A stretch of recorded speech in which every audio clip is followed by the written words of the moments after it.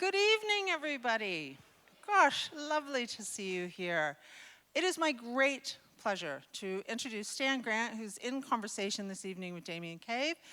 And afterwards, he will be signing books in the foyer, so please come out and buy a book. In the meantime, please welcome Stan Grant.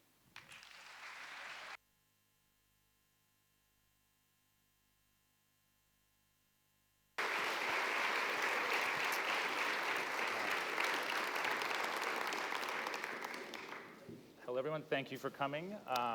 As Laura said, we'll have a conversation here, just to give you a sense of what's going to happen, and then I'll start to take some questions via text. Feel free to text them as you have the questions. We'll get to them sort of towards the end of the discussion. Thank you all for coming. I'm very much looking forward to speaking to Stan, and I look forward to hearing what you guys have to say. He's got a lot of notes, so yeah, exactly. It's not that much, it's a page. But I actually want to start with something that's at the very beginning of your book, where you say that you're Australian and that your story could only happen here. And yet at the same time, you write about how, having lived abroad for many, many years, it's changed your relationship to Australia. So I wanted to see if you could explain, what was your vision of Australia before you became someone who lived abroad, and what is it now? How has it changed? Yeah, could I just pay my respects as well to the people of this country? Yeah, Amen. And thank you for having me. I had a wonderful time this afternoon. I went and spent a couple of hours with some people at the Tasmanian Aboriginal Centre, and we had a great conversation. It was a really great discussion, and this question actually came up, and it was great to be able to share some of those views and to get that sort of conversation going. Australia is a tight fit for First Peoples, Indigenous peoples. And necessarily a tight fit. I mean, I come from a culture and a history that had been excluded and segregated from Australia, who were told that you were not Australian. And when when the Constitution was written, when modern Australia came into being at Federation in 1901, the Constitution was written exclusively, specifically to exclude my people, my ancestors. For the purposes of counting the numbers of people in the Commonwealth, Aboriginal natives shall not be counted. That's what the Constitution said. It said the Federal Parliament had the right to make laws for people of any race except Aboriginal race. So I was coming out of a history where this land had been taken from my ancestors, where my people, my own family, had been excluded, marginalised, segregated. I was born into that history. I lived at the coalface of that. I saw the mark that leaves on people's bodies. I've seen the damage to my mother and my father and my uncles and my aunties, and buried far too many people far too young, and seen far too many lives of people I grew up with that were damaged by living in this place, this remarkable country, and people who were damaged by it. So it's a tight fit, and always was a tight fit. It didn't mean that I have not tried, doesn't mean that I haven't tried to find a way in. And I think that's been the story, certainly of people in my family. My grandfather, who fought a war for this country, signed up to fight in World War II when his citizenship wasn't even recognised. His brother, who signed up to fight in World War I and died on the fields of France, never to see his home again. People who fought through the courts, who protested on the streets, who petitioned parliaments to change the country, to fulfil the promise of the country. And it wasn't until I lived outside of Australia that I found a way to articulate an Australian identity that spoke to me, that wasn't one that was weighed down with this history, that as an individual I could be liberated in the world, where I wasn't accountable every day, where I wasn't explaining myself every day. And that's a very selfish thing, in a sense, to just find refuge in your own personal liberation overseas. But that was what happened with me, and I met other Australians overseas and formed friendships with other Australians overseas in ways that I hadn't necessarily been able to meet fellow Australians here. So I have an Australian identity, but I don't assume that is an Australian identity that is in common with everyone else. It's an Australian identity informed with my own history, with this ongoing struggle for justice and recognition of First Peoples in Australia, and also forged out of the uncomfortable fact that I am a product of both white and black. That what has happened on this land has happened to all of my family. I had an Irish convict ancestor on the ship, and I had ancestors on the shore seeing the ships come. All of that is me, all of that is in me, and the struggle is to find a way to navigate that and explain that to myself and articulate that to the rest of Australia and the rest of the world. You mentioned a way in, and I think for a lot of people, they just take for granted that they're already a part of this thing, as opposed to that there's a path in. Do you think you've found a way in now, and is it something that you could have done as a younger man, or does it come with time, or has the country changed enough to allow more ins? All of that is true, in ways that I couldn't have when I was younger, because I didn't have the wherewithal, I didn't have the vocabulary, the education to be able to try to articulate these things and make sense of these things. I'm also in a much more comfortable position. I mean, much of my life as a boy was spent, well, my family's life was spent just trying to survive. Just trying to survive, to get through another day, to put food on the table. You know, my family constantly moved. I changed schools more than a dozen times before I was even into high school. It was just about holding that family together and surviving in the face of poverty and in the face of racism and being excluded. So I'm in a stronger position today to be able to deal with those things as an individual, as a human being. But Australia has also shifted, and I think that's undeniable. You know, the foundation story of Australia, the foundation myth of Australia, was terra nullius, the belief that this was an empty land, free for the taking, and that the people who had been here from time immemorial, tens of thousands of years, we continue to push that date back, had no rights to this land.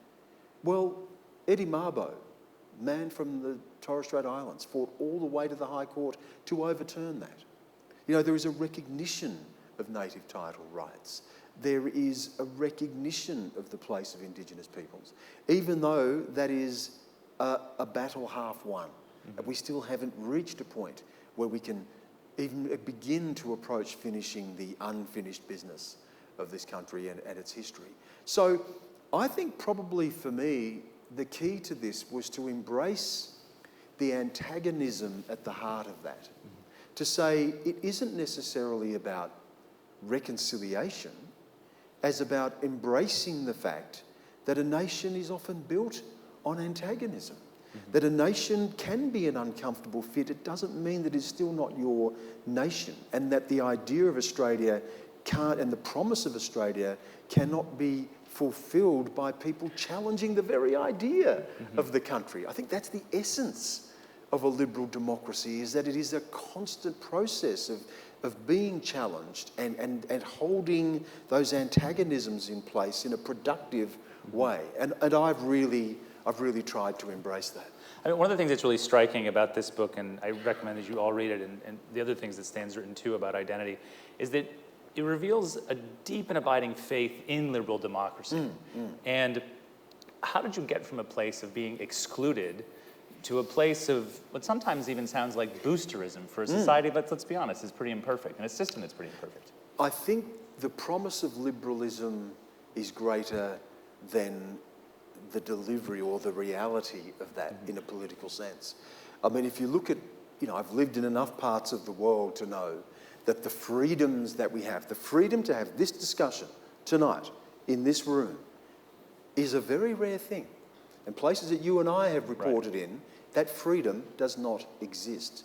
The promise of being able to live a life determined by where you can determine your destiny, where you can be untethered from race, history, ethnicity, culture, where your individuality can be enshrined, where there can be respect for other individuals, where you can have a plurality and a diversity of views and a representative government that allows people to find themselves in the plurality and diversity of those views. That is a very rare thing. I think the challenge for liberalism has often been to live up to the promise of liberalism. And we know how easily that can fail. And we know that liberalism, that Enlightenment ideas of liberalism, also went hand in hand with colonisation and imperialism. This is a struggle, and liberalism is meant to be a struggle. And if you look around the world today, the ideas of liberalism, the ideas of liberal democracy are really being fundamentally challenged. Freedom House, which measures the spread of democracy and freedom in the world, now counts 13 consecutive years where freedom has eroded.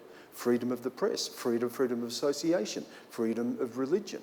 We're seeing a world increasingly riven by arch nationalism, resurgent sectarianism, political tribalism, authoritarianism, populism. These leaders who are able to pit people against each other and distort the idea of liberal democracy. It doesn't mean that you don't hold, or I don't hold, to the promise of those original ideas. It is the only thing that I have come across that could animate or liberate my soul and give me a sense of optimism. I mean, and that's a very personal connection to this idea. There's a lot of the world is becoming more discontented with liberal democracy because it's not living up to that promise, right? So, I mean, what do you think it is? What is there a cancer in liberal democracy that has not been either diagnosed or cured at this point?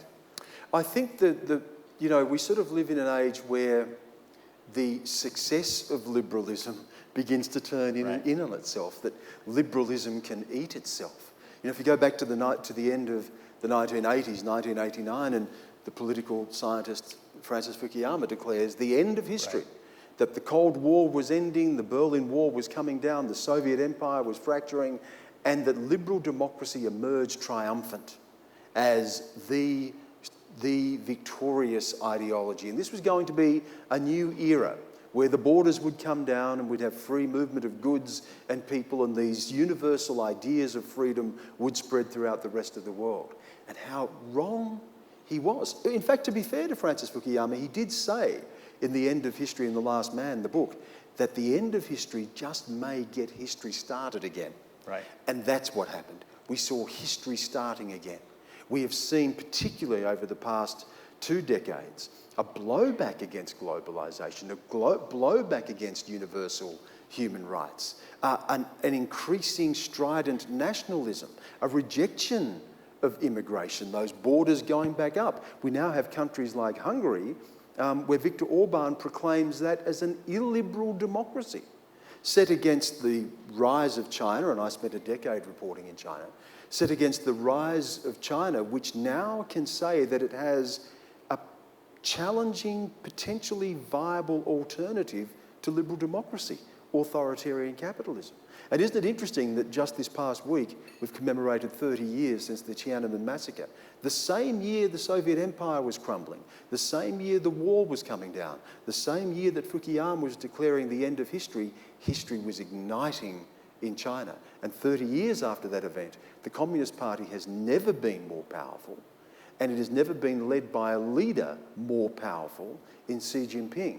So if there is a challenge for liberal democracy, it is to live up to the fulfilment and the promise of that idea at a time when people are retreating from that very idea. And I think this may be a mistake or a misunderstanding of those cosmopolitan liberals themselves, is that liberalism, when it becomes untethered from community, loses the ability to speak to people. If it is just about the liberty of the individual, if it isn't about the communities that people emerge from, if nation doesn't matter, if political tribe doesn't matter, if religion doesn't matter, then what do people believe in? And we're seeing at the moment a tension between this desire for community and belief and identity framed in those communities, set against the promise of liberalism, which was to liberate us from those communities. Liberalism struggles to speak to what is often the human instinct to belong in its promise of liberty and freedom. I completely agree. I mean, one of the things that I think about as a journalist who's also covered a lot of the world is, what failed with globalization? And one of the things that I think you start to realize is it's possible that those cosmopolitan elites underestimated the importance of identity. Definitely. And belonging and community, as you said. And yet you've also argued that an overemphasis on identity is a trap. Yeah. So how do you reconcile those two things? Again, it's not an either or, and I think ideology can be the devil's work when the idea that ideology trumps everything. That there is a balance to be struck between belonging, healthy notions of belonging, and the idea that you become trapped inside those identities. Small communities can be incredibly nurturing environments. They can also become very toxic environments where you become fearful of the outside. Societies, nations can very easily be reduced to battles of us versus them. When populists seek to seize on this sense of anxiety and fear that people have in a world that is becoming increasingly uncertain, technological advancement, globalization, free trade, free movement of people, porous borders, these unsettle people. And I think that you're right, liberalism doesn't speak strongly enough to that sense of attachment, but at the same time, that sense of attachment can become very closed in, claustrophobic, and become toxic. It is the ability to move comfortably and freely within communities, the ability to choose your identity or to choose the layers of your identity, I think that is the key to a healthy life. When identity becomes politically imposed, it becomes restrictive and it becomes weaponized, then we see where that leads us. That leads us to Sunni versus Shia, Hindu versus Muslim, Hutu versus Tutsi. It leads to the Balkans.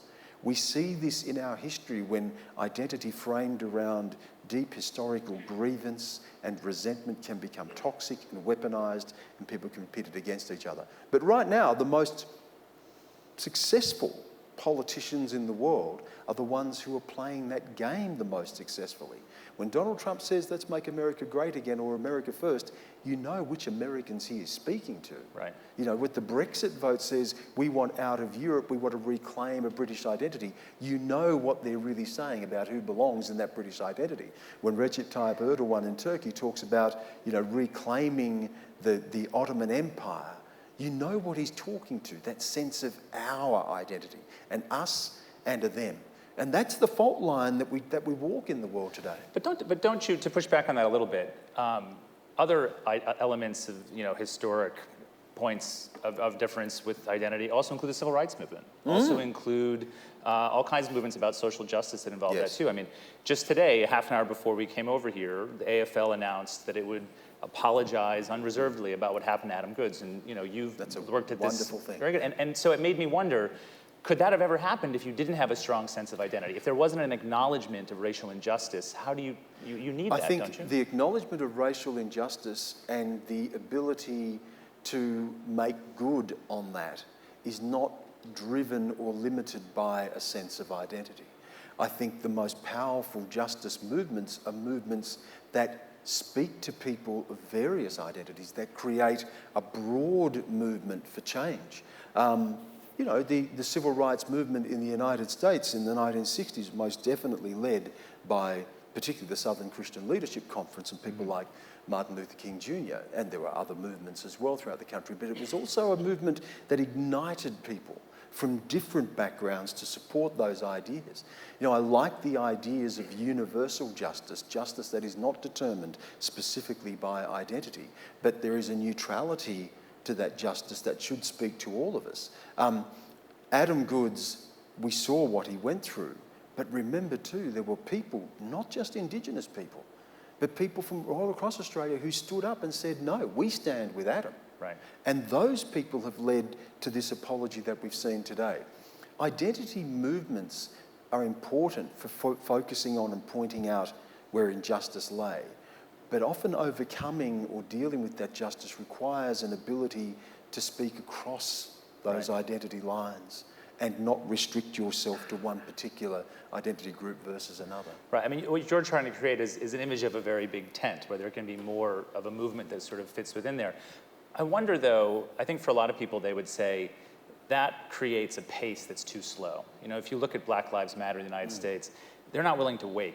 And, you know, one of the things that I think, you know, do you ever worry that allowing for this big tent lets some people off the hook? Lets a bunch of people say, you know what, Stan Grant says things are going pretty well. Maybe I don't need to change that much. Well, we can also have, you know, we can also hold two different views at the same time. You know, I can be in Australia and say, particularly as someone who spent a lot of time outside of Australia, that it is undeniable to me that this is one of the more remarkable societies on earth. We can walk into this room tonight with all of our different backgrounds and sit next to each other with a sense of common belonging and purpose. We're not all the same, but we walk into this and we recognise each other and our rights to be here in ways that doesn't happen in a lot of other parts of the world. That is true. Set against that, you also have a history in Australia of exclusion and segregation and oppression that still means that for First Peoples in Australia, they die 10 years younger. We have this spate of suicides that we have now, catastrophic rates of incarceration, mental illness. Those things also are true. Where is the promise to deliver on that? For me, the promise to deliver on that is to make those issues your issues. That as a nation, we say this is who we are and this is what we will be judged by and this is what we stand for. It's what Mark Liller in the US in that very famous New York Times editorial talked about. The dangers of identity politics is when it erodes a sense of a civic we, the ability to see beyond your different identities and find a common sense of purpose that elevates a sense of justice for a nation. It's not letting a nation off the hook. To me, it's holding the nation to account and saying, if this is what you believe, if the best of Australia works for other people, why isn't it working here? And how do we accept that reality today? You know, Indigenous people, I understand absolutely and feel very deeply the sense of impatience at how long this takes. 250 years next year since Captain Cook first arrived in Australia on these lands and claimed them for the Crown. And we've never had a political settlement. You know, New Zealand, the United States, Canada, they have treaties. Imperfect, yes, but fundamental recognition that within those liberal democracies there can be an acknowledgement of a sovereign acknowledgement of First Peoples and a recognition of the place of First Peoples in those nations that we have failed to do here. We've failed to write treaties. We have failed to deal with things like constitutional recognition. There is no political architecture that deals with the legacy of our own history. We have reconciliation and we've had apologies, but we have had no significant political architecture that deals with the legacy of that history. Is a liberal democracy able to deliver on those things? I believe it is. The challenge is to make that liberal democracy accountable and to say to people as part of a liberal democracy, you can make that happen. If you want it to go slow, it'll go slow, but you can make it happen. You can make it happen, but how would you explain to, say, my editors at the New York Times, why Australia is the one country that hasn't done it? Oh, look, it's very simple, because Australia was not founded on that principle. You know, in the United States, in New Zealand, there was a fundamental recognition of the conquest of those lands. If you go back to the 17th century and you look at the ways in which lands could be claimed, there was if lands were ceded, if lands were settled, if lands were conquered. In each case, that required a fundamental recognition of the peoples of that land, that they were there and they had rights. Those rights may be vanquished, but you cannot ignore the rights of those people. And those rights need to be enshrined into whatever idea of sovereignty emerges out of that. That didn't happen here. Here there was just a terra nullius. People had no rights. We will impose this and we will extinguish the rights. And from that moment on, I think, the place of Indigenous people in Australia was framed, it was framed around the idea that people would just disappear, that we would smooth the dying pillow and there would be no more Indigenous people left. Then it was the idea of assimilation, that people would be, this was the phrase used in the 1930s, absorbed into the Commonwealth. It meant that people like my great aunt could be taken away from her family and raised in a dormitory under a sign that says, think white, act white, be white. Sent out to work for white families. I mean, this was policy. And I still think, in a sense, that in Australia, I think the foundation principle of Australia is that it is a liberal egalitarianism. That you come here and that liberal democracy broadly is representative of people, that you come from other lands and you park your history somewhere else, and the social contract is that you come, you participate in the democracy, you work hard, you get the opportunity to share in the wealth of the country, and you build a future for your people. For Indigenous people, this was something imposed on them. So trying to park that history becomes so much more problematic. And to engage in the social contract of Australia becomes so much more difficult when there isn't the political architecture that acknowledges the fundamental foundations of the nation in the extinguishment of the rights of First People. And I'm just saying that in the 21st century, that does not have to define us. Surely in the 21st century, we can find a way to be able to provide that political architecture, that we can find a way to create a more capacious idea of our own liberalism and our own democracy. That it is not a country defined by a 17th century interpretation of a political myth, of a legal myth like terra nullius. But I think that's the reason, Damien. The reason here is that it was founded on the principle of the extinguishment of the rights of First People. And after that, if you can't see the people, how can you see the rights of those people? And so what you're left with is assimilation, which has broadly been the policy of the nation, set against the tension of Indigenous communities and peoples who want to hold on to their sense of identity and belonging. And assimilation, though, to some degree, is liberal democracy. It's this idea of ideas, right? And that can go wrong. But let's talk for a minute about how you do get to that place, how you kind of make things better.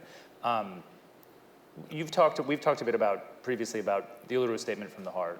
And that's something, I mean, if you look at Australian government now with this last election, and there's a lot of people... They've already said no, haven't they? Right. And there are a lot of people in the community who are very disappointed and are really heartbroken about what's going. So what happens next? How do you sort of, it doesn't feel like a moment where things are turning around. It doesn't feel like a moment where we should all have lots of faith in liberal democracy if this is your cause. Well, here was the thing with the Uluru Statement from the Heart. And keeping in mind that that is only one of a whole range of potential mechanisms to achieve the political settlements that Indigenous people have sought. There's a treaty process at the moment concurrently running in Victoria. There are, various claims for treaty in different parts of the country that have been unfulfilled. So, the constitutional recognition is just part of that mosaic. But what the Uluru Statement from the Heart was, it was not a document delivered to the politicians. It was a document delivered to the Australian people. It called for a people's movement for change. Politics... The first answer you will get from a politician is no. They're not going to do anything that is going to cost political capital. The Uluru Statement from the Heart was not a political document, it was a people's document. And it said that Indigenous peoples in Australia can find a voice within a constitution that was written to exclude people. What an extraordinarily generous idea, and what an idea that promises to fulfil Australia's liberal democracy. Right. I mean, there's so much faith in that. Well, there is. Possibility. There's faith in this saying, liberal democracy, if it works, as it works for others, and I'm sitting here as someone who says, I've seen, as Winston Churchill said, democracy is the worst form of government except for all the others. I've seen and lived under all the others, okay? I've sat across from people and interviewed them, we're talking about this backstage, people who they play this for keeps, who would just as soon take a knife out and slice me from ear to ear. You've done this the same. We've worked in Iraq, we've worked in Afghanistan, we know what the stakes are. I worked in China where I was locked up several times. For trying to tell stories about people who were standing against the state, who were demanding that their voices be heard. Liberal democracy, for its failings, is to me an idea that is animated by freedom. And here were people saying this idea of liberal democracy can be big enough to hold the aspirations of First Peoples, but it required a people's movement. Politics sits downstream from culture. If the people move, the politicians move. We saw this with the marriage equality vote. Right. When the people moved, the politicians moved. It's like the old line from the French Revolution, isn't it? There go my people, I must find them and lead them.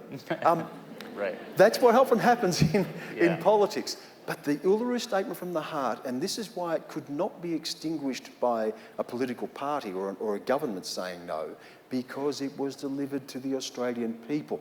And if the change is going to come, it will come in a referendum driven by the Australian people. Australian people get to decide, is this the country you want? Do you want a nation built on the foundation principles that exalt the position of First Peoples, or one that continues to suppress the position of First Peoples? That's what it was saying to Australian people. Right. And let's talk about that for a minute. I mean, all these people here, they've come out to listen to you talk about this stuff. There's a large community of Australians that care deeply about these issues. But there's also a lot of Australians that feel pretty comfortable with how things are. And this last election, I think, is an example of that. And even democracies around the world, there's this deep sense of complacency, which is different than what we've seen in Iraq and Afghanistan. Yeah. So there's no complacency. No, and frankly, people there, they really give a shit about free speech, trust me. And they take advantage, and it means something to them in a visceral way that, frankly, I don't see very much in developed democracies anywhere. No, and that's the complacency that comes from being comfortable. Right. And the privilege of living in a place where it is made for you, where the rules have been written by you for you. You're right, for most Australians, who never meet an Indigenous person, according to statistics, still 6 out of 10 non-Indigenous Australians have never met an Indigenous person. We are fewer than 3% of the population. It is easy for that to be out of sight, out of mind. And for Australians, to say that this country works for them. It does. Demonstrably, it does. So it is difficult to be able to mount a case to engage people to say there is a need and a desire for change. I think one of the lessons out of the last election, there were a couple of lessons. One is that, just like other parts of the world, we are an increasingly fractured democracy. The gap between urban areas and regional areas is getting increasingly wider and more stark, and issues are now not necessarily debated around the old political left and right, but they are cultural issues. Right. So if you're in favour of, if you want climate change policy, you're on the left, and if you want a job in a mine, then you're on the right. I mean, this is crazy, but this is the way that these things are now framed. The other thing that came out of the election is, and this is deeply ingrained in the Australian polity, and it is the idea that Australians do not like top-down change.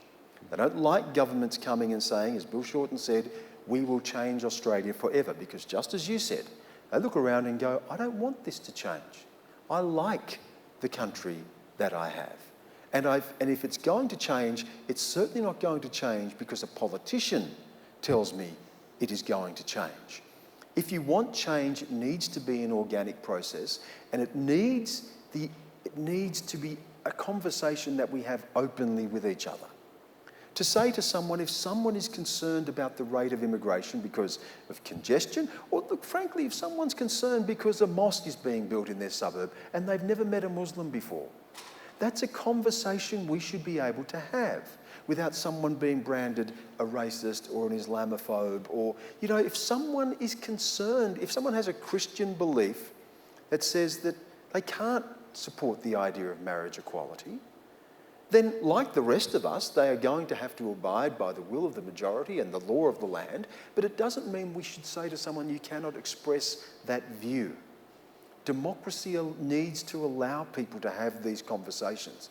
Otherwise, people will reject that change, and what you will end up with ultimately is a demagogue, as we've seen in other parts of the world, who capitalises on that sense of exclusion, that fear and that anxiety, and turns that into a political movement that is even more damaging and destructive. So we need to have these open discussions. We don't need the top-down change of politics, and there needs to be an organic process to that change. And that's the lesson out of the last election for us. I mean, I also wonder too if one of the things you need for a good conversation is a set of facts and some information that you can agree on. We're in a country where just this week, the government's going into ABC's offices, your offices, and collecting documents from stories. And the country as a whole, there's not a whole lot of independent data. Even if you look at immigration, things that used to be public are no longer public. It's a country that's become increasingly secretive, that I often describe as one of the most secretive much more than the US, where you have much protections for freedom of... But not just the US. Even the UK has become less secretive over time. And so how do we, any of us who care about information, create a culture where more independent data, more information is something that we all are able to get access to? Don't you need that for these sensitive issues? Oh, you absolutely do need that. And you need to be aware of where those things are being encroached upon. And you need to bring your voices to that. And you need to, as you said, you need to care. And sometimes it is just so much easier to just say, well, that's not my problem. And to just go along, to get along. You do need to care. But it is very difficult, isn't it, when you're rubbing up against the state, and particularly around issues of law and national security. I mean, you hear a lot this week about, and this is, we also have to accept that there are deeper issues at play here. And I've been hearing a lot this past week of people in our profession, in the media, in journalism, saying, the media is the fourth estate. It is essential for the society that we have. Well, do you know what the first estate is? It's the clergy. It's the church.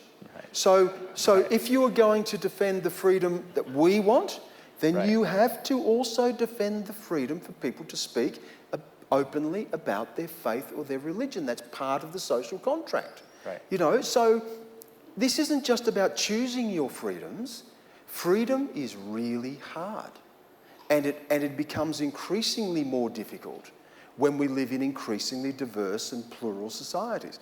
We talked before about the challenges of liberalism. Here's the big challenge of liberalism. Liberalism works really well in homogenous societies. In nations that are very tightly bordered, ethno-nations, you all look like each other, you go to the same, you worship at the same churches, you speak the same languages. That's really easy. The rights of individuals are really easy when every individual looks like you. Here's where liberalism is challenged, when there is a diversity of views and voices making ethical claims on the state that sometimes, in and of themselves, may be hostile to the state or hostile to the prevailing culture of the nation. How do you hold those freedoms and those truths in a way that upholds the strength of liberal democracy without weakening it? And that's where we have a failure of leadership in the country. It's a failure of leadership to talk across those divides rather than speak to the fringes of those divides. Right, and you saw that with Hawke's death too, because that was the time when consensus. Australians remembered a period of that. I mean, one of the things a columnist at the Times had came and visited and did a lecture about how we've lost the art of disagreement. I mean, do you think things are we getting worse at this, at sort of finding a way to speak across these divides? I think it seems like we're getting worse. I think the noise from the fringes can be so loud and vicious and vulgar that it can seem as if we do. And there are times when that infiltrates the public space in a way that those voices are amplified. I think broadly, we get on with this, and I think we do this. And I think there are people here tonight of various political persuasions, ethnicities and religions who share in a common space. I had a wonderful experience recently. I had to go to a little outer suburb of Melbourne, a little town really, on the outskirts of Melbourne, and I was giving a talk there to an Aboriginal group. And I spent the night there, and it was just one of those chances to experience Australia in the raw. Here is a place that historically and culturally and traditionally would have been as white, and yet it has changed. I walked into the local pizza place to get a pizza for the night, and it's run by an old Italian bloke and his family, and he's employed 2 Sudanese men to work in the restaurant.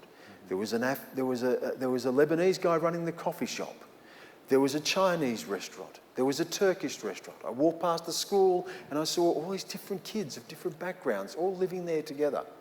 No government walked in there and said, now you will employ these people and you need to have 2 of that and 3 of this and we need to put this. They did it because that's how we do it. That's what liberalism allows us to do.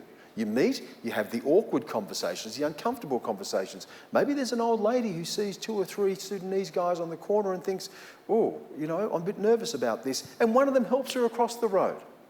You know, maybe that person delivers their food at night. Maybe that person, you know, makes their coffee in the morning. Maybe their kid goes to school, they befriends another kid and, you know, the parents become friends. That's how we do it. And I think sometimes the noise on the fringes can give us the sense that the society is fracturing and tearing itself apart, when in fact we do the business of nation building every single day. There's a wonderful line from a French historian and philosopher, Ernest Renan, who in the 1880s wrote what I think is still the most profound thing I've read on a nation. It was an essay called What is a Nation?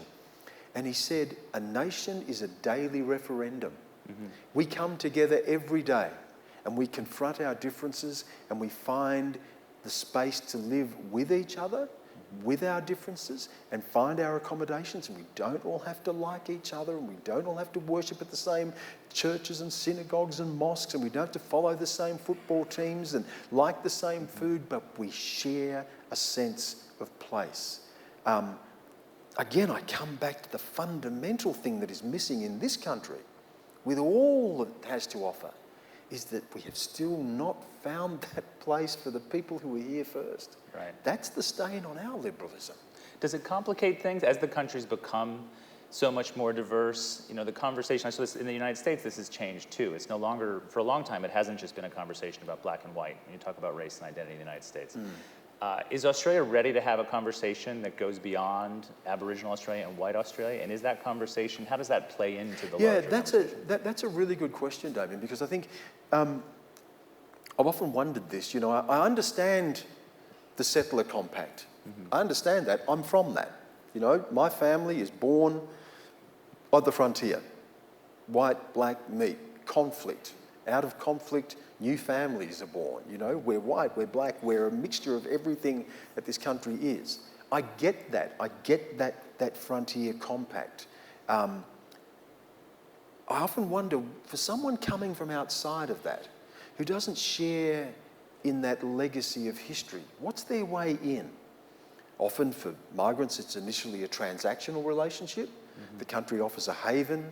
You're escaping conflict, war, economic collapse. You come here, and the deal is you go to work, you build a home, you get a job, you raise your family. Where do you buy into what I think a nation is fundamentally about, and that is a story? What is the story of us that speaks to all of us? In the United States, I think the Declaration of Independence is a guiding star for the nation. Mm-hmm. As much as it falls short, there is that foundation idea, and a radical idea for its time, that all human beings are equal at a time when the people who wrote that are holding people right. in slavery. But were setting a test for themselves greater than their own lives. Mm-hmm.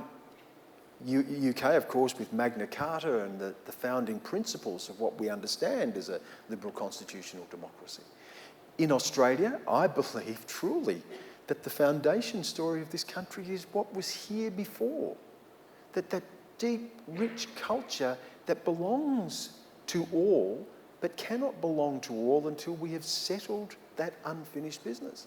You know, my father has helped to revive Wiradjuri language in central western New South Wales. He wrote the first dictionary of our language, and he said, you know, he initially only wanted to teach it to Wiradjuri kids.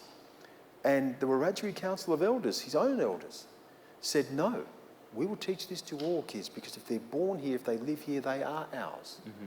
And a language tells you where you are, not who you are. And I think there is a deep, rich sense of belonging to be found in the First Peoples, mm-hmm. augmented by a system of liberal democracy that came here in the boats, and then enriched by the wonderful migrant experience that has fleshed out right. Australia. You know, Noel Pearson often talks about this as the 3 aspects of our identity, and I think within that, there is something that speaks to all of us. But truly, you cannot ignore the fact that there is this deep, rich civilizational culture here that must be at the foundation of that. And it doesn't have to be something that excludes anybody. Right, and that sense, I mean, that story of your father with the language is important too. I mean, there's a whole bunch of sociological research that looks at integration and how it sort of works in social cohesion. And one of the things that I think Australia is grappling with is it's not just that the people who are new or need to change, it's that the established community needs to change. So the white community needs to adapt to the new people as much as the new people need to adapt to the place. And what you've just described, the language, is an example of that. I had a wonderful conversation with the author Nam Le. Does anyone know? He wrote that wonderful book, The Boat, and he's written a beautiful essay on David Malouf, one of our great authors. And, you know, David Malouf is one of the Australian authors who has written Australia into existence. He has given us a language and a story that explains this country to the world. David Malouf is a gay Lebanese man living in this country writing the story of Australia. That speaks pretty profoundly to what a nation can be about. But Nam Le made this really interesting point.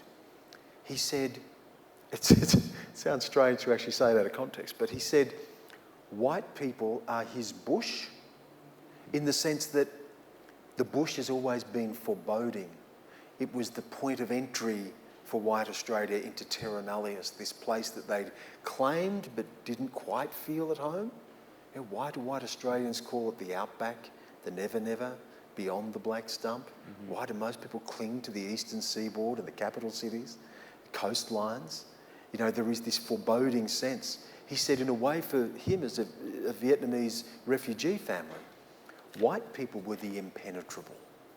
It was what he had to find a way through to become Australian. So we all have to navigate who we are and our place on this particular piece of land. And we all come at that in different ways. It reminds me of a phrase of a writer that I know from the United States who talks about going from strangers to neighbors. And to some degree, that's the challenge, right, for Australia, and how you do that. I'm going to switch it up a little bit and do a little surprise for you, which I may have mentioned to you previously as a possibility, which is a bit of a speed round. I know you guys have been sitting there for a while. We'll throw them off a little bit, hopefully reveal a few things you haven't heard him say before. So just tell me the first thought that comes to mind, the first story, the first anecdote. Where and when are you at your happiest? With my family, no doubt. You know, that's everything to me. Back home, where I'm from, with my parents and my cousins, my uncles and aunties, but also with my wife and my children. If I could choose to be with anyone and be anywhere, it is where my family are. You know, there is no person in the world that I would rather have a coffee with, go to a movie with, or have a meal with, just us, just the two of us, than my wife. There are no one I would rather sit at the football game with than my sons, and if there is, you know, my daughter. My family is my home, no doubt about that. What makes you sad?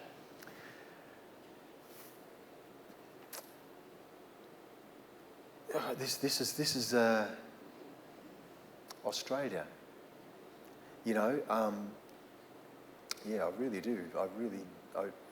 I get sad when I think about the boy that I was growing up, who felt that this place wasn't a home for him. I get sad when I see what happened to Adam Goodes. I get sad when I think Aboriginal kids are taking their lives in the numbers that they are. I get sad when I think, God, this place is just unbelievable, but why does this happen to First Peoples in Australia? So, you know, Australia can make me really proud, and it can make me so incredibly sad. And I'm not giving away the ending of the book to say that last Australia Day, I was sitting there at the end of it, and I wanted to write the final part of the book.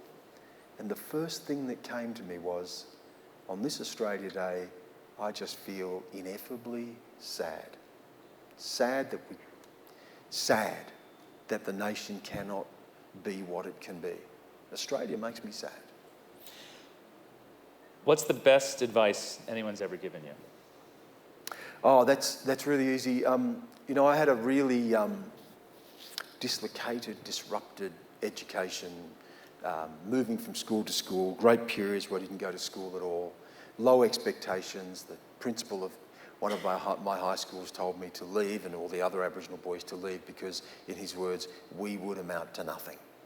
And then I moved to Canberra when I was 15. My father got another job, and I'd gone from being in a place where there was a very big Aboriginal community, most of them related to me, that I was very secure and comfortable in, to a place where it was just my sister and I, the only Aboriginal kids in the school, and all these white kids. And Canberra in the 1970s was the whitest place you could imagine. Still kind of is, but it's anyways. still unbelievable. And all I wanted to do was put my head down and have no one notice me. I just didn't want to be seen. And to the point of not doing any work, I didn't want to stand out in any way. And I had this one teacher come to me once, and he looked at me and he said, "I'm on to you." And he said, "You are a lot smarter than you're letting on."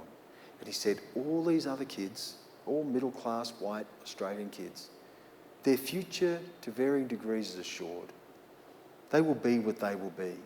But he said, "You are going to have to make the life that you want. No one is going to do this for you." He said, "I know where you've come from. I know about your family." He said, "You will determine your life." And I've never forgotten it. And it's true. It's true. I had to just go out there and decide I will work harder. When I got into journalism, I arrived before everybody.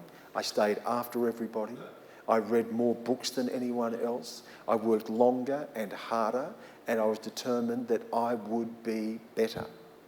And I was the person who was going to do it.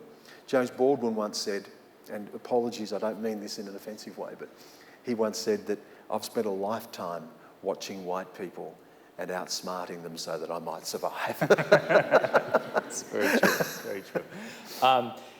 If you weren't a journalist or a writer, what would you be doing instead?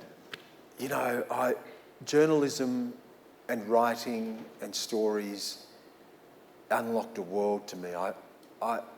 I had no desire or understanding or ambition for what I wanted to do when I was growing up, except I knew that I loved words and I loved stories.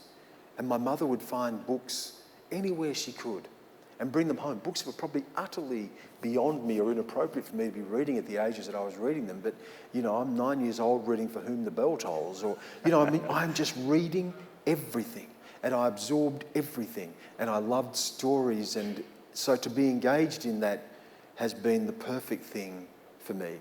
If I did have my life over again and I'd had the education that I didn't have, the ability to have an education where I couldn't wing it, and right. Journalists get a free mark, right? I mean, we get a free ride here. We can bluff our way through anything. I would like to have been a physicist. Interesting. Yeah, I would like to have been someone who deals in, you know, what someone once said, if aliens landed here tomorrow, the only language that we could communicate with them in would be mathematics, pure mathematics, right. Because they would have to know those mathematical principles to have made that journey. And physics and the idea of what has created all of this. You know, I've become fascinated later in life with quantum physics and that weird world where things can exist simultaneously, identically, in multiple different states.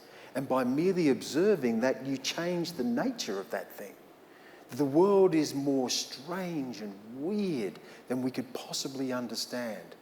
And that physics and trying to understand the essence of our universe is a much bigger question than the petty squabbles we have right. as human beings. If I'd really had the opportunity to have the education that I didn't have, I think I would have loved to have been a physicist and just to have absorbed that and to live in the world of the endless fascination of the universe and the ideas of the universe. I would argue to some degree too that journalism at its best can be like physics. It's about trying to understand complex systems that, yes. You know, yeah, it can be. Have rules and don't have rules.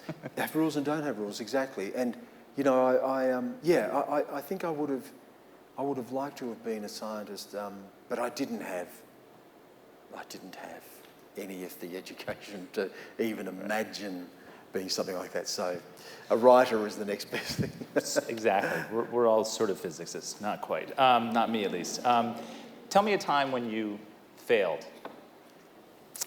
Oh, look, I think my whole life in some ways is a failure. You know, I think Like just because you're not a physicist? Or yeah. So, no, I think every day I live with the sense of being a fraud. You know, I always think, my God, I'm going to be found out at some point that I don't really know as much as I should know. I live my life in fear of being found out. So I read and I think and I spend hours and I struggle not to go to sleep and I get up early and I'm just trying to stay on that treadmill and know as much as I can and to think as broadly and as openly as I possibly can. And I know that I fail every single day. I fail when I write something, I fail when I do an interview, I fail when I do television. You might not see it, but I do. I see what I didn't do, the thought I didn't have, the line that I didn't write. Every time I read Tolstoy, I am a failure. You know, every time I read James Baldwin, you know, every time I look at, you know, when I stood at the Sistine Chapel and saw that beautiful hand of Adam and God, of course you're awed by the sense of majesty that Michelangelo could imagine this, you know?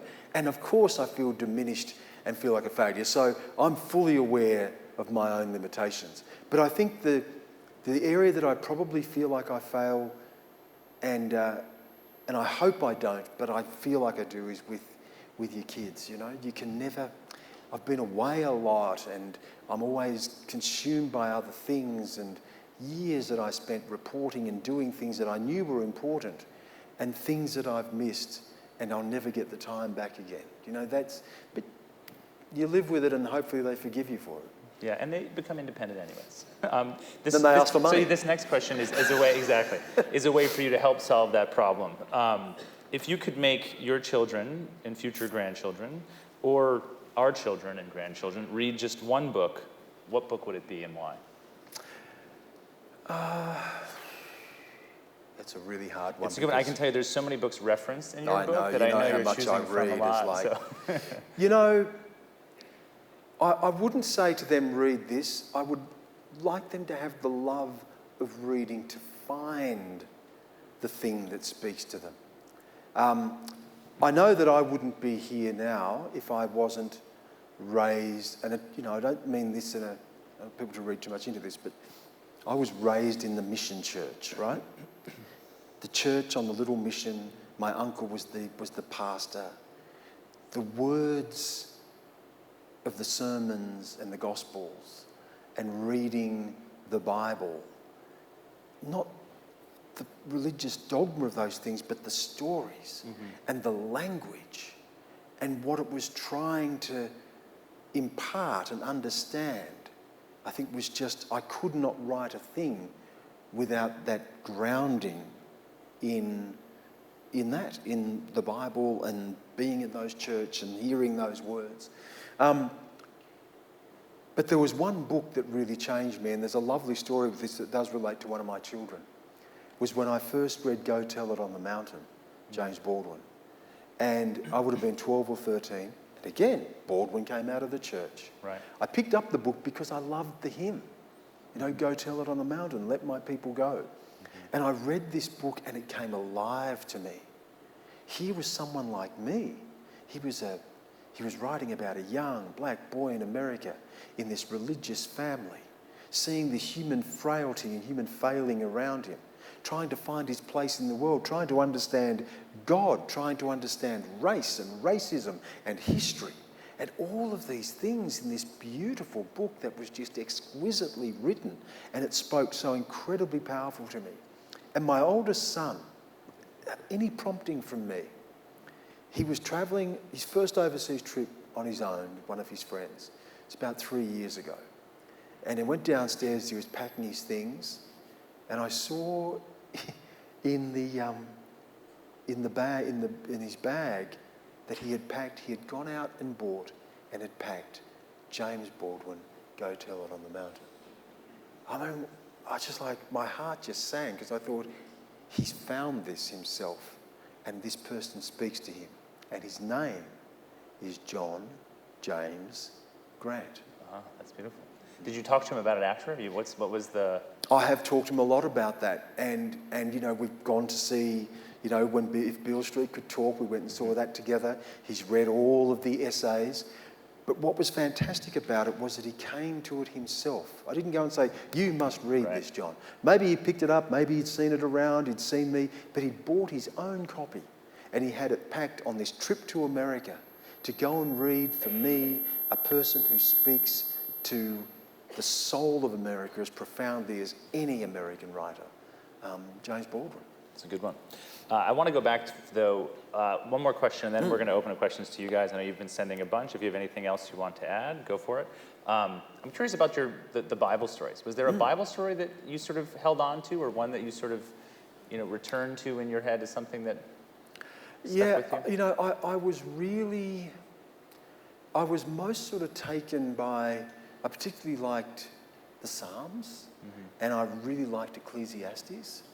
And I like that idea of things, a time for things that it spoke to.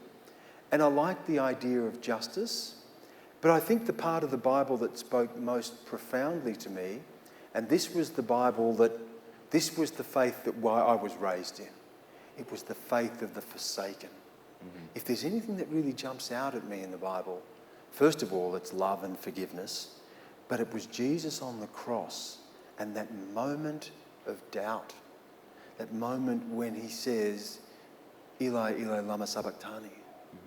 When he says, my God, why have you forsaken me? And in that you find the church of the forsaken. That's what Martin Luther King's saying. I believe in you, I followed you. Why have you forsaken my people? And how can we find salvation? I know that when I went to that mission church, ours was the church of the forsaken. We sang the old rugged cross. We sang these old hymns. It was the church of struggle. And that's what probably spoke to me most profoundly. And that image of Christ on the cross that had been sent to die for the sins of humanity. And in that moment was a very profound human doubt. And then saying, of course, afterwards, forgive them for they know not what they do. Amazing. So walking around Dark Mofo with all these crosses must be great for you, I'm assuming. All right, I'm going to jump to some questions from you guys. The first question is one that, yes, I probably should have asked already, given the title of the book, but luckily we have a smart audience that will ask it for us.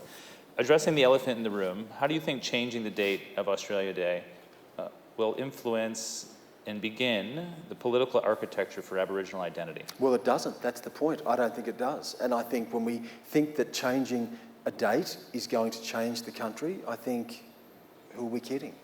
I mean, what is the meaning that's invested in that date? We could change it tomorrow and it will not change the fundamental fact that we cannot have a country that's founded on the idea that the first peoples of this country had no enduring and existing rights to this place. It's an absurdity.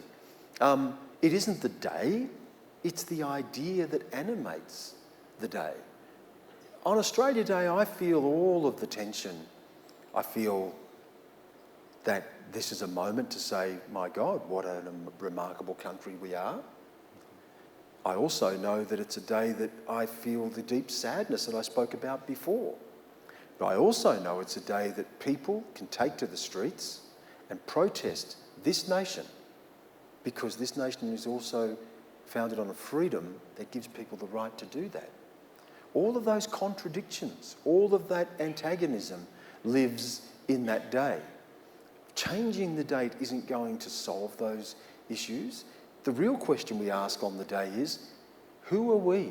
What is it to be a nation? And where do we fail? And how do we build a bigger idea of who we are? So in the big questions that the world is asking itself, and the way where I've tried to position this book philosophically and politically and poetically, is in the big sweep of issues that are facing the world right now. Moving a date is not one of them. But what is a nation? that is absolutely defining the world that we live in. Everything from trade to immigration, potentially to conflict. Related to the next question is related to this sort of idea of how do you go from those smaller things to bigger things, or what are the smaller things that matter? Maybe I'm caught in the ABC bubble, but with Triple J moving the hottest 100 and NRL players choosing not to sing the Australian national anthem because it is not inclusive, do you think this is the start of change, or are we going to start recognizing Aboriginal rights and their feelings? I'm wary of this idea of change because, as I said to you before, look at the last election.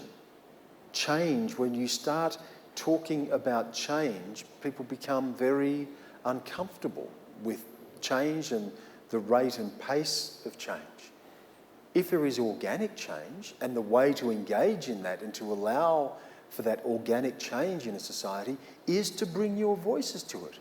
What more powerful statement of patriotism is there than to say, my nation fails me and I will speak against that? When Colin Kaepernick knelt in the United States, he wasn't rejecting the idea of America, he was challenging the United States to say, look at me and think about what happens in this country, and I will kneel in the anthem in respect of the anthem and in a challenge to the nation. That's a powerful thing. And those boys who didn't sing the anthem the other night, but they locked hands with other people and they stood there and said, this is what I am challenging the nation to be. It begins in those conversations. It begins with being able to find common cause with people and to be able to have the freedom to speak and to be heard and to debate these things. But ultimately, when you talk about change, a nation is that daily referendum. It is the way that we find and meet each other and how we come to that. I was asked today when I was at the Tasmanian Aboriginal Centre, do I stand for the anthem? And I do. I do because I think I'm a respectful person. I stand for the American anthem when I'm in America. I stand for the British anthem when I'm in Britain. I stand for it. And there have been times in my life when I felt very uncomfortable with what the symbolism of these things are. But I made a decision that I will stand and I will sing it. But I also respect people who don't want to do that. And I suppose what I'm doing when I'm standing there and singing that anthem is to say that if we want to change this place, we must find a voice together to change this place. And that a nation, if you believe in a nation is not a hotel. You don't cash a cheque and sleep in your room and move on the next day. A nation is what you bring to it. And part of my journey has been to live with the antagonism at the heart of the nation and my place in this nation, and find a voice in common with other Australians to change the nation. And that voice can come in many forms, and sometimes that voice is someone who says, I will not speak, or I will not sing, and I respect that too. No, with the anthem, feel free to clap, that's perfectly allowed. There's one. With the anthem, it reminds me a little bit too of the debate over statues and imagery of history. I'm curious where you stand on that. I mean, should things be torn down? Should they be left if they're hurtful to people who represent racism? Again, these things don't have just one answer. You often hear this word, people say, to tear down tear down statues is a denial of history. It's Stalinist to tear down statues. And I always say to people who say that, well, that's interesting because in Hungary they tore down statues of Stalin.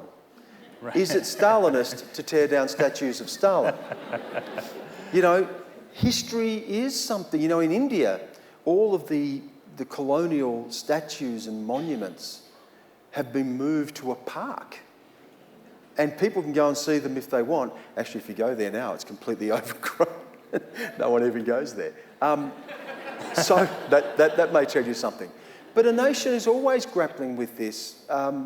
And in Australia, I wrote an article a couple of years ago where I talked about the statue of Captain Cook in Sydney and how that stands there as a monument to discovery. And it says, discovered these territories in 1770. Well, clearly he did not. Right. Because we were here. And even more to that, discovery as a doctrine was a doctrine that went hand in hand with dispossession and invasion of Subjugation, Aboriginal peoples, exactly. I mean, all around the world. And the High Court in this land, the law of this land, said he didn't discover it because they recognised, they overturned the doctrine of terra nullius in recognising in the Mabo decision that ultimately recognised native title. I think a nation is the sum of many things. It's an ongoing story and should reflect the ongoing nature of that story. I didn't say tear down the statue, but I said, could we not put something next to it that says, when Captain Cook came to these lands, there were people who had been here for these years. They were these people. We need more statues that represent the Indigenous story of Australia. I would love to see a statue of Eddie Mabo in Hyde Park in Sydney.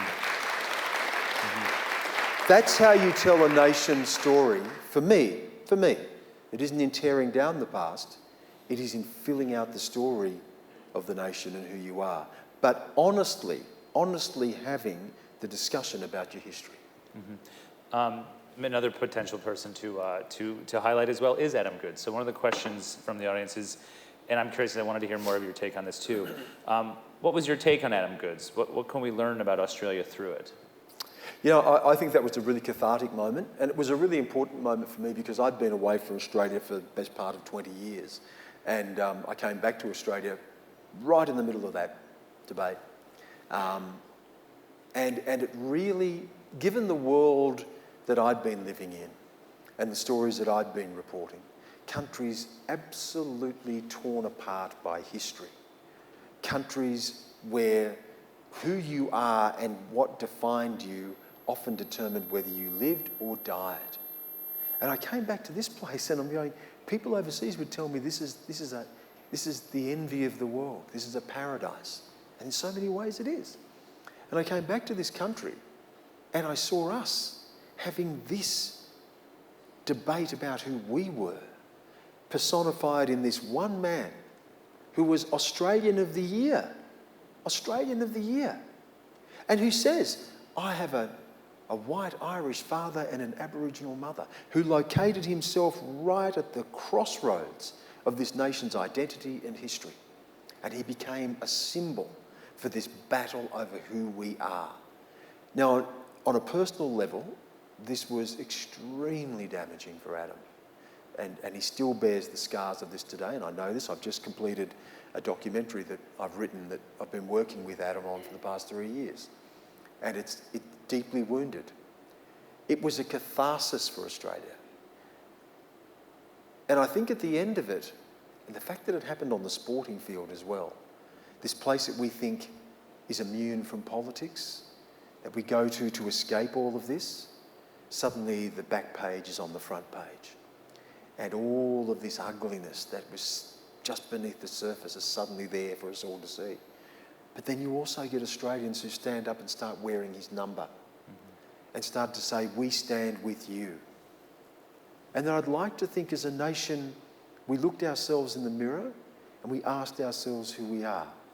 I don't know that we've really answered that question yet, but Adam became a lightning rod for all of that history and all of those things that we still fail to grapple with today. It's great that there's been this apology to him now, but it doesn't mask the deep, deep hurt that he went through. And I remember at the time I wrote an article, and I'd never wanted to engage in this because I'd spent most of my time, as I say, outside of Australia and writing about other things. And when I wrote about it, I said, I can't say what lay in the hearts of the people who booed Adam Goodes. I can't. But what I can say with absolute certainty is how I felt and what I heard when I heard those boos. And what I heard was a howl of humiliation that echoed across these 2 centuries of our history. And I heard all the cries and the pain and the suffering that First Peoples have gone through. I heard it all. And all that rejection and all that segregation and exclusion. And I heard it all in those boos. And that was a sound that came from somewhere very, very deep in our history. Interesting. I'm going to switch gears a little bit and go into some questions around the media. Are you dismayed and discouraged with what journalism and media outlets have become? Media troll outlets for billionaires, clickbait for the masses, and rapping for Friday night fish and chips. How can it possibly be corrected? Well, it was never perfect. Right.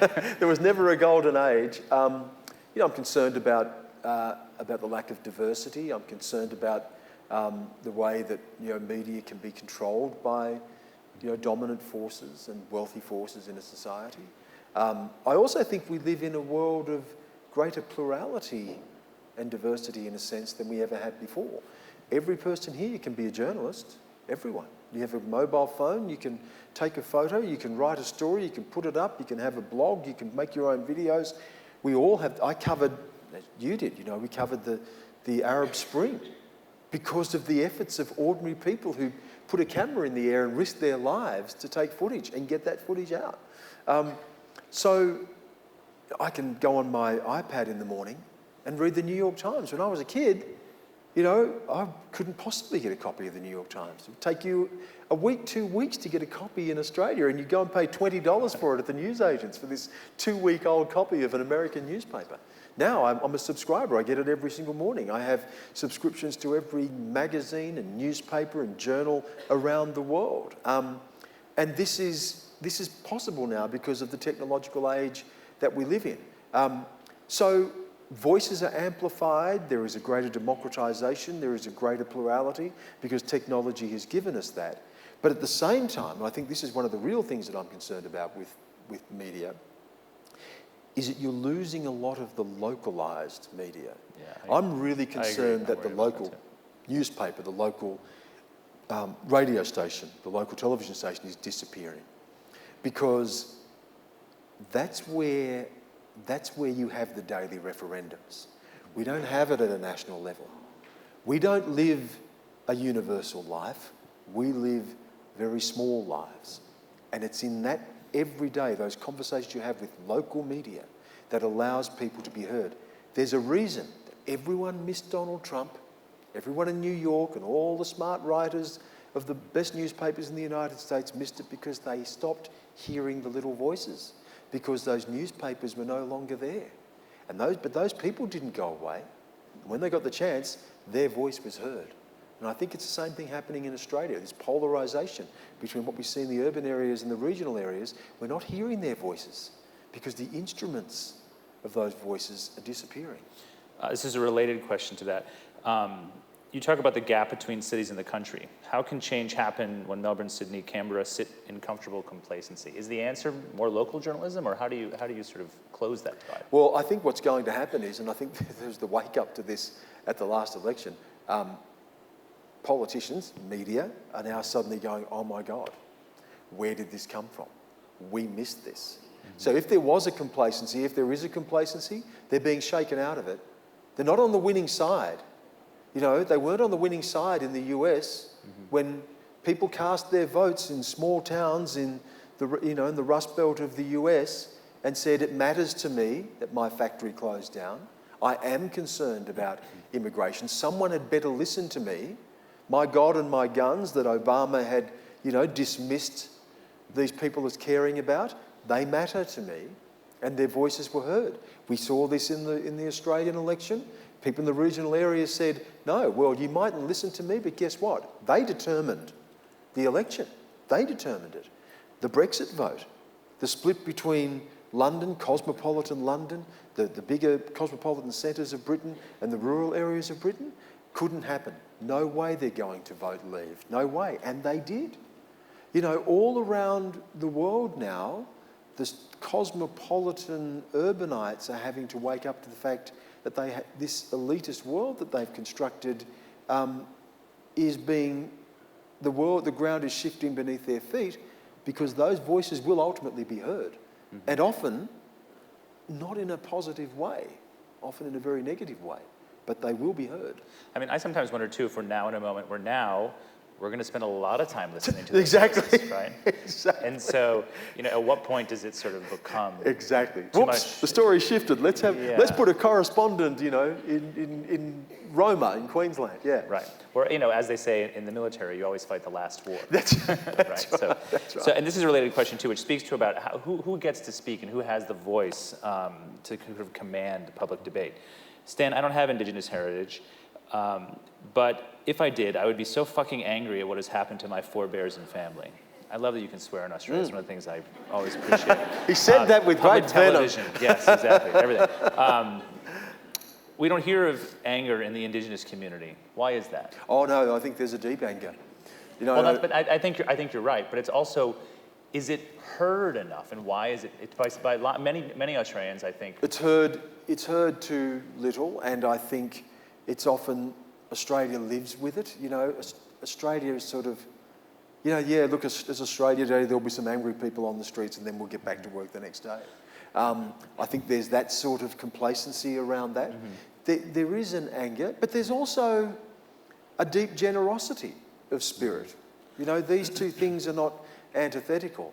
And I struggle with that in myself as well. There are times when I will feel this anger, and sometimes it comes out of nowhere. It can come from the most innocuous thing. And I'll know where that anger comes from. But I'm also mindful about where that anger can lead, and I've seen enough of the angry mob to know where that can lead. But no, those voices, again, this is what the Uluru Statement from the Heart was essentially saying, is that, and it says this very, very clearly, we live with the torment of our powerlessness. We're not even 3% of the population. We don't have the capacity to change things at the ballot box. Indigenous people need a voice, particularly when the Parliament makes laws specifically for Indigenous people, and as we've seen in the past, can set aside the Racial Discrimination Act to enact those laws. Mm-hmm. Where is the voice? And that's why one of the things the Uluru Statement from the Heart called for was a voice, a representative body in the Constitution that amplifies the small voices of people who don't often get heard, and maybe finds a way to channel the anger into a productive antagonism that can lead to better outcomes for people. Productive antagonism, that's a nice phrase. Yeah, well, I think actually, it's something that's been missing from our liberalism. Neoliberalism elevated economics over culture, and it elevated ethics over politics. Mm-hmm. So politics, the hard edge of politics, was banished to the fringes. Tony Blair, of course, who really sort of captured that Thatcherite neoliberal economics with a sort of soft, ethical, moral politics. He didn't even like the word politics. Bill Clinton talked about the third way and triangulation. This was about getting politics out of the centre, to our detriment, I think, because I think a productive and constructive antagonism sits at the heart of democracy. And when you allow those voices to be heard, you have a healthier democracy. But what we did during the sort of heights of neoliberalism, which ultimately after the 2008 global financial crisis blew that bubble wide open, but this idea is that to enter into political debate, you leave your politics on the fringes and we talk about economics. We elevate economics over culture, we talk about ethics, we talk about morality, but we don't talk about hard-edged politics and ideology. But guess what? I lived in China for long enough to know that Xi Jinping's talking about ideology, absolutely talking about ideology. Vladimir Putin's talking about ideology, Islamic State's talking about ideology, Erdogan and Orban and Marine Le Pen, they're talking about ideology.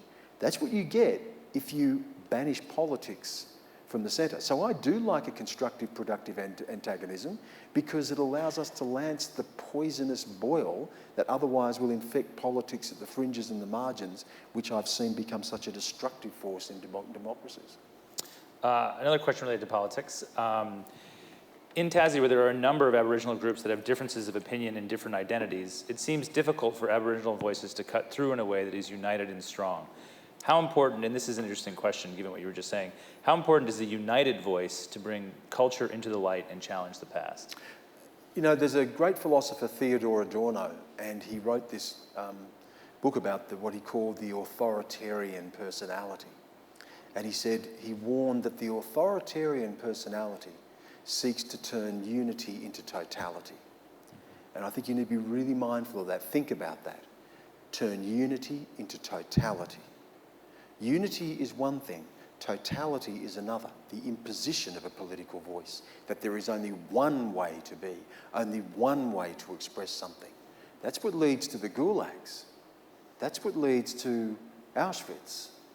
That's what China's doing right now to the Uyghur Muslims, 1 million of them, locked up in re-education camps because their harmonious society seeks to turn a unity into a totality. So I like the fact that there is just not a Aboriginal voice. I'm in Tasmania. I wouldn't begin to speak for what Indigenous Tasmanians think or believe. I wouldn't begin to speak for any Indigenous person what they may think or believe. Unity is important, a unity of purpose and common purpose is important in bringing about change. But the totality of ideas often leads to a political identity that can become toxic and can actually exclude people and become very, very dangerous. So I'm very wary of those sorts of ideas because I've seen how those ideas lead to disastrous outcomes. One more question. I'm going to make you read that because I'm probably going to say that wrong. Oh, Yama. There you go. Hello. Okay, there you go. You're a great advocate for Indigenous people, but I wonder how spiritual you are in an Aboriginal sense. By that, I mean, do you think of the earth as your mother? Do you trust your gut? And do you heed your ancestor spirits? This will be your last question, so you can...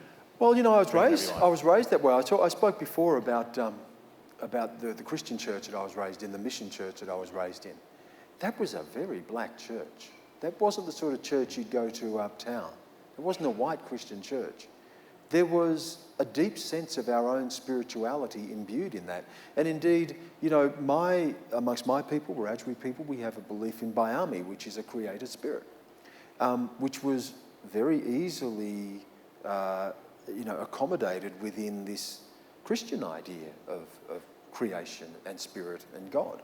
So, that syncretism, that synthesis of those sorts of ideas is precisely what I was raised in.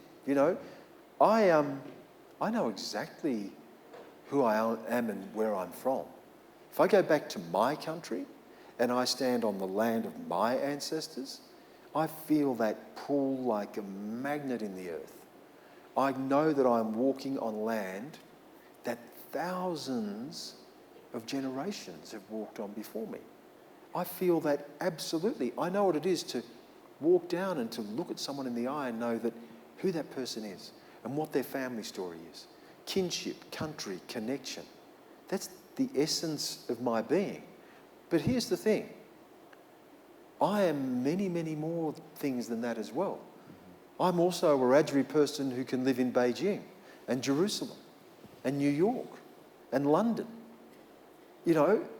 Islamabad, Kabul, Baghdad, and meet people like you, Damien, and journalists that I've worked with around the world and find a common humanity. That there are layers to my identity that fill me out in the world, that I'm married to someone who is ostensibly European, but is also Chinese and Portuguese heritage. That my kids share in a rich tapestry of culture and heritage that makes up their world.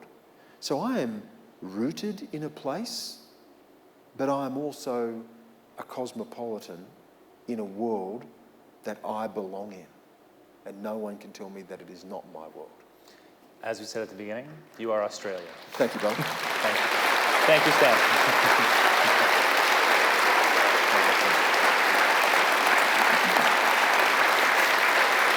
Thanks very much. Thank you. That's great. Good stuff. Those questions were great coming in there. Yeah, that was great.